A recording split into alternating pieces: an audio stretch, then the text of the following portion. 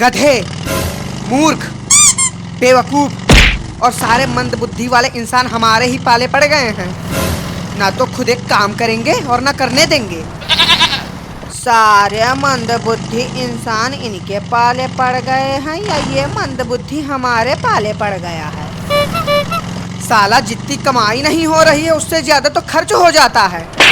घर से ये सोच के निकले थे कि बढ़िया वीडियो बनाएंगे, इंटरनेट पर डालेंगे, 2-4 कौड़ी की कमाई हो जाएगी। लेकिन यहाँ 2 कौड़ी की कमाई छोड़ो, इस टीन के डिब्बे की वजह से 2000 का पेट्रोल अलग से जल गया है। बेटा अपनी जबान को संभाल लो। अब अगर तुमने हमारी इस प्यारी सी धन्नो के बारे में कुछ कहा तो ठीक नहीं होगा। हमें ठीक करने से पहले अपने इस खटारा को ठीक कराओ। अरे ठीक क्या, मैं तो कहता हूँ इसे भंगार में बेच डालो। भला इसे बेच के ही 2-4 पैसे आ जाएंगे। बात तो एकदम सही है। ये गाड़ी चलती कम रुकती ज्यादा है और धक्का मार के चालू करो वो अलग से परेशानी है। बेटा अगर तुम सबके साथ हम काम न कर रहे होते ना तो पेट्रोल की कसम खाकर कहता हूँ तुम सबको गाड़ी में बिठाने की जगह गाड़ी के नीचे लिटा देता।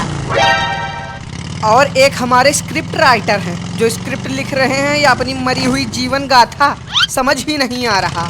और ऊपर से राइटिंग इतनी सुंदर कि ऐसा लग रहा है जैसे किसी बच्ची ने पॉटी कर दिया है। अरे अब इसमें हमारी क्या गलती? जितना तुम्हारा बजट रहता है उसी हिसाब से स्क्रिप्ट रहती है। अभी अगर तुम बजट बढ़ा लो तो स्क्रिप्ट बढ़िया मिलेगी। बजट बजट बजट, जितना तुम सब बजट देखते हो ना, अगर उतना काम देख लेते तो शायद कोई वीडियो आज मिलियन व्यूज पार कर जाती। अरे कर जाएगी मिलियन पार, काहे मरे जा रहे हो एकदम से? बेटा मर तो जाएंगे हम किसी दिन अगर तुम सबकी यही हरकतें रही तो। अब क्या हो गया, फिर से फूक गया क्या पेट्रोल? हो गई टंकी खाली? नहीं पेट्रोल तो नहीं फूका है, लेकिन लगता है कि गाड़ी का इंजन खराब हो चुका है। यही तो कह रहे थे हम कितनी देर से। तुम्हारे इसी खटारा की वजह से आज हम अपनी जिंदगी में आगे नहीं बढ़ पा रहे हैं। मनहूस कहीं के। तो नई गाड़ी खरीद लो जाके। अगर इतनी ही चुल्ल मची है तो नई गाड़ी खरीद लो जाके। अभी गाड़ी का दाम सुनते ही हवा निकल जाएगी, फिर गिड़गिड़ाते हुए हमारे पास ही आओगे। चाय पिलाने की भी औकात नहीं है, बस खाली हवाबाजी करने को कह दो। बात तो तुम्हारी सही है भैया, आज के जमाने में महंगाई ही इतनी है। अगर कोई आदमी कफन खरीदने भी चला जाए तो उसे कफन खरीदने से पहले 10 बार सोचना पड़ता है। अब क्या ही कर सकते हैं हम लोग, जमाना ही कलयुग का चल रहा है। आज के टाइम में जीना तो छोड़ो, मरना भी मुश्किल हो गया है। पहले का ही समय ठीक था, जिसको भी मरना होता था वो बिना शोर शराबा किए, बिना हल्ला गुल्ला किए शांति से टपक जाता था। लेकिन अब छटपटा के मर जाता है आदमी। अरे भैया हमने तो ये भी सुना है कि जो लोग छटपटा के मरते हैं वो आगे चलकर भूत बन जाते हैं और किसी सुनसान सड़क पर उनकी आत्मा भटकती रहती है। क्या पता यही किसी की आत्मा भटक रही हो। अरे यार तुम दोनों अपना दिमाग विमाग बेच के मिठाई खा लिए हो क्या, या एकदम से खोपड़ी सनक गई है? काहे भैया, का हुआ? नहीं भैया मिठाई तो हम नहीं खाते, वो क्या है कि हमें डायबिटीज है ना। लेकिन बात क्या है ये तो बताओ। बात क्या है? मतलब खाली सड़क पर आधी रात को इस डरावनी सी हवेली के सामने तुम सबको भूत प्रेत मार काट की बातें करना जरूरी है क्या? एक तो वैसे ही हमारे और भूतों के बीच 36 का आंकड़ा है और तुम सब हो कि हमारी पैंट गीली करा के ही मानोगे। 36 का आंकड़ा? अरे ये कहो तुम्हारे और भूतों के बीच कोई आंकड़ा ही नहीं है। अरे भूतों की बातें सुनकर इनकी वैसे ही फटती है जैसा नींबू निचोड़ने पर दूध फटता है।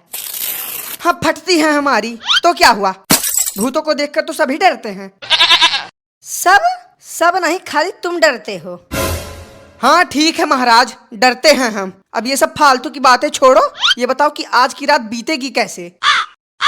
कैसे क्या? सामने है इतनी सुंदर, इतनी अच्छी और इतनी बड़ी हवेली है। चल के आज रात बिताते हैं इसी में। इसमें इतना सोचने वाली बात क्या है? हाँ, बात तो ये भी सही है। और वैसे भी इस हवेली में कोई रहता तो है नहीं, तो कोई हमको रोकेगा भी नहीं। कोई हमें रोके या ना रोके, लेकिन इसके अंदर जाने पर हमारी सांसें और दिल की धड़कनें जरूर रुक जाएंगी। तुम सब मानो या ना मानो, लेकिन हमने सुना है कि ये हवेली शापित है और इस हवेली में आत्माओं का डेरा है। इसके अंदर आज तक जो भी गया है वो जिंदा वापस नहीं आया। बताओ, दुनिया कहां से कहां पहुंच गई है और ये आज भी आत्माओं में विश्वास रखते हैं। अब ये डरना वरना छोड़ो, और अगर आज की रात चैन से सोना हो तो फटाफट हवेली के अंदर चलो, नहीं तो ठंडी इतनी है ना बेटा कि यहीं खड़े खड़े तुम्हारी कुल्फी जम जाएगी और तुम्हें कोई पूछने भी नहीं आएगा। अब ज्यादा बुद्धि ना लगाओ, हम सब जा रहे हैं अंदर। जब तुम्हारा मन करे तब तुम भी मुंह उठा के चले आना। कैसी मुसीबत है भगवान, अंदर कुआं बाहर खाई, अब जो होगा देखा जाई।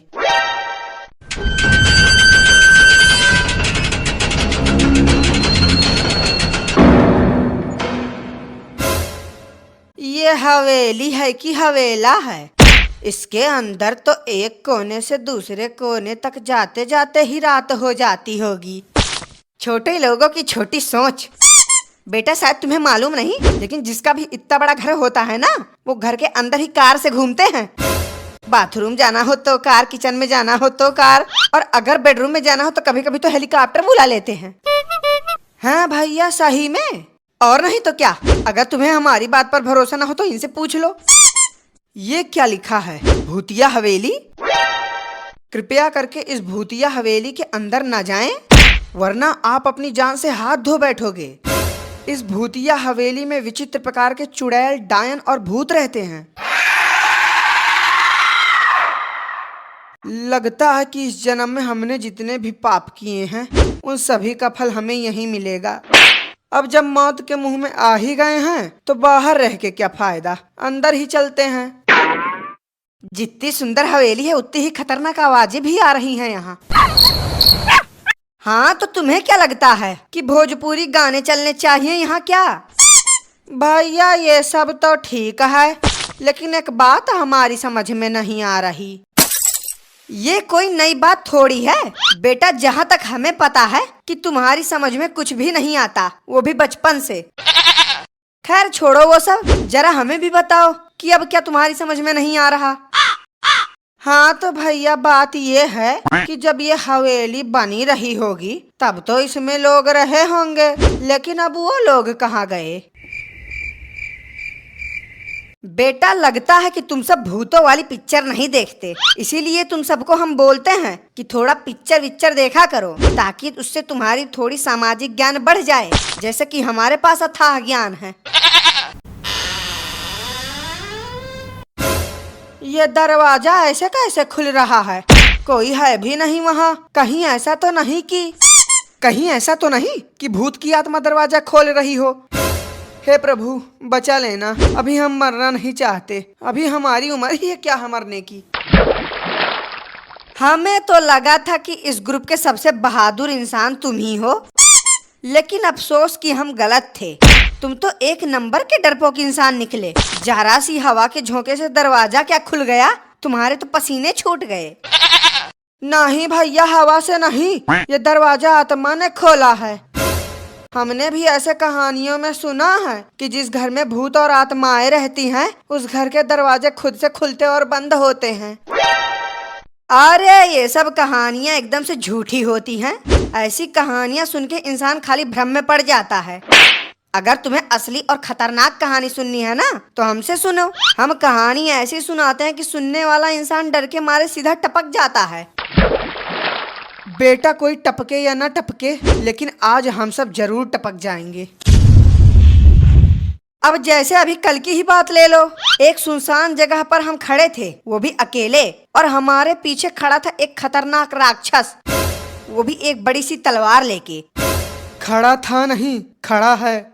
और जैसे ही हमें लगा कि हमारे पीछे कोई खड़ा है, हमने तुरंत पीछे मुड़ के राक्षस को देखा और फिर सीधा बेहोश।